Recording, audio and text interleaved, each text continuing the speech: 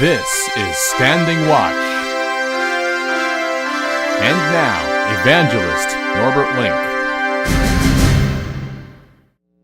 Greetings everyone, and welcome back to our Standing Watch program. Who do you think is more dangerous? Those who advocate mandatory vaccinations for everyone without exception, or those who are actually opposed to that concept?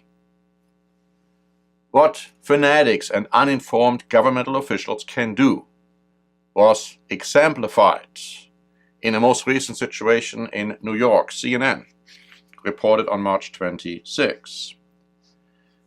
Unvaccinated people under age 18 are banned from public places in Rockland County, New York as of midnight Wednesday. The declaration is an effort to contain an outbreak of measles that began in October. Public places include synagogues, churches, schools, restaurants, stores, and public buses.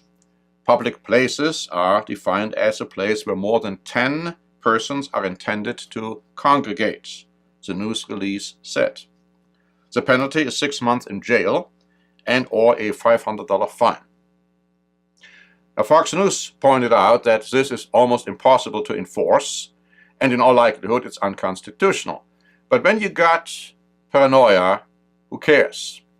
And we should also point out that there is a high number of unvaccinated Orthodox Jews, and so they would not be allowed, the parents at least wouldn't be, together with the children, to participate in the upcoming Passover season. Which again points out an interesting situation, and that is that this goes hand in hand with the growing symptom of anti-Semitism in this country. The New York Times wrote on March 29 that a measles outbreak in the suburban New York County has also intensified long smoldering tensions between the rapidly expanding ultra-Orthodox Jewish community and secular society. They say they fear not only a rise in anti-Semitism, but an invasion of their community by the authorities under the guise of public health.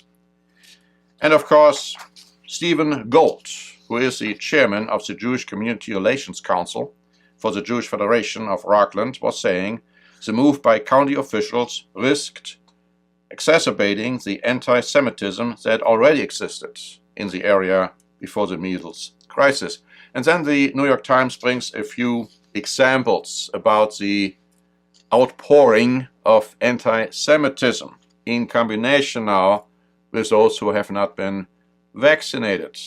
It says the anxiety over the outbreak has spread from the aisles at the kosher supermarkets, where women pushed shopping carts laden with babies and goods for the coming Passover holiday, to the ritual bathhouses. Near a strip mall that sold religious fur hats and candelabra, a group of teenage boys discussed whether they would hang out with their unvaccinated Jewish friends. Brings terrible situations back to mind as to times when Jews were the scapegoats for all kinds of bad developments. Now, I have an article here by GTA, a Jewish paper, dated April 1, saying that Rabbi Mordecai Shan isn't sure about vaccines. Almost all of the 400 kids in the school, we're talking about that particular county in New York, the school he runs from 3 months old to 8th grade teens are vaccinated. About 8 or 10 are not. But he is skeptical that immunization works at all. I speak to so many doctors and they are saying that vaccines are good, but they put in the vaccine different methods that give you more danger than the vaccine is saving you from. And that's a big debate, it's a big argument. How good and how harmless are vaccines? Now, don't you believe just the scientific world, which make their money from vaccines, amongst other things, telling you everything is harmless because there are too many cases where a situation has developed which cannot be just coincidental. It's also a well-known fact when you talk about quarantine, that vaccinated persons can pass on sickness to others. Now, if you talk about quarantine, maybe the people who are vaccinated should be quarantined. Well, of course, I'm just kidding. But you see how downward and upward and backward all that reasoning is. Now, to give you an example how seriously troublesome this whole hype can become, here's an article by The Independent, dated March 30, about what happened in Arizona not too long ago. With guns drawn, the police officers broke down the door of a suburban Phoenix home in the early hours of February morning. "Come out with your hands up," an officer yelled. With a dark front porch and foyer inside suddenly flooded with light from the officers' flashlights. The target of the raid, an unvaccinated 2-year-old boy with high fever. Video from the officer's body cameras that was released on Thursday shows that moments later the child's father emerges, walking out backward with his hands over his head. The boy's mother then comes out too, cradling her young son in her arms. The boy was whisked away to a hospital, and since that raid on February 25, he and the couple's 2 other children, aged 4 and 6, have been in the state's custody. The parents have been charged with child abuse. Under Arizona law, parents may decline vaccinations for their child based on personal, religious, or medical exemptions. But that law is in opposition to the parens patriae theory, a centuries-old principle that empowers the state to look after the interests of children and others unable to care for themselves.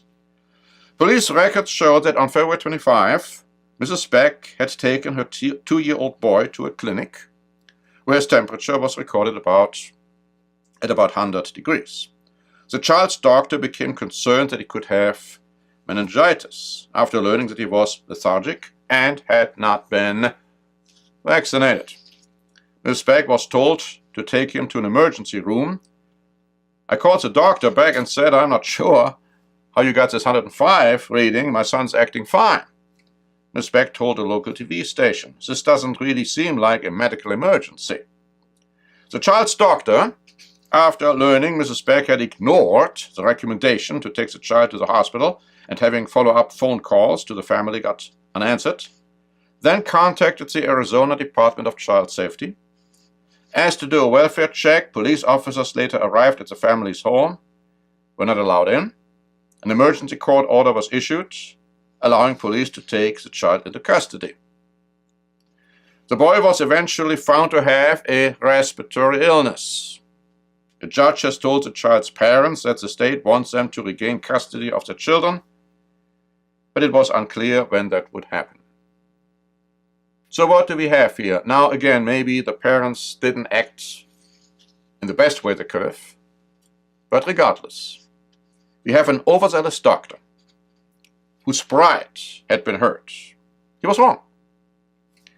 The overzealous welfare department was wrong. The overzealous court was wrong. The overzealous police, following the court's decision, were wrong. And the overzealous prosecution was wrong. Still, the children were taken away from the parents, who have been charged with child abuse. Now a judge, after recognizing the error of the state's ways, is saying that the parents should get their custody back, but we don't know when, if ever, that's going to happen. You see what hysteria can do, what the hype can do. It is very sad that in this country we are being ruled by paranoia in so many different ways. Immunizations are not as harmless as people try to tell you. Vaccinations I'm talking about. You know, there have been too many incidents where after somebody was vaccinated, he got sick, sometimes very seriously so. We should also understand that vaccinations are based on the concept that you put the sickness into the person's body so that then the person develops some kind of an immune system to fight the sickness. The problem is if you have already a weak immune system, the things get worse, not better. When I was a child, I was just vaccinated against just about every sickness there was in the world, and I was just getting sick with just about every sickness. You see, coincidence? No, it was just incompetence by the doctors, which is happening so many times today. I'm not here to tell you whether you should vaccinate your child or whether you shouldn't. That's your decision, has to be your decision. But you had better do some research about this, how dangerous or not dangerous it is. And let's not become a victim of this psychological stereotype hype which is circulating in this country and blame those who for valid reasons refuse to get vaccinated. It's so easy to do that and to lose sight of what is really godly and what is really true and what is righteous in the eyes of Almighty God. Thank you very much for listening. This is Norbert Link for the Standing Watch program. Standing Watch is a presentation by the Church of the Eternal God, P.O. Box 270519, San Diego, California 92198. More information is also available at our website, eternalgod.org.